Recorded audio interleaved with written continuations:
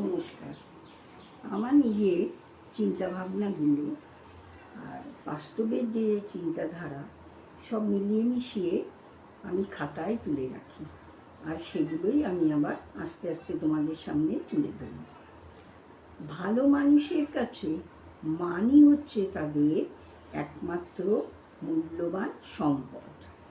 তাই যারা মানি মানুষ, এ সমাজে ধনী ব্যক্তির চেয়ে মানি ব্যক্তির স্থান অনেক উঁচুতে।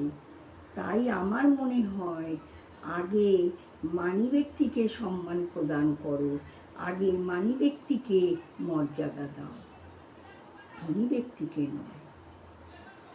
নমস্কার। আমার বলা কথা যদি ভালো লাগে তাহলে প্লিজ আমার পেজটিকে লাইক, কমেন্ট, শেয়ার ও সাবস্ক্রাইব করে নিন। ধন্যবাদ।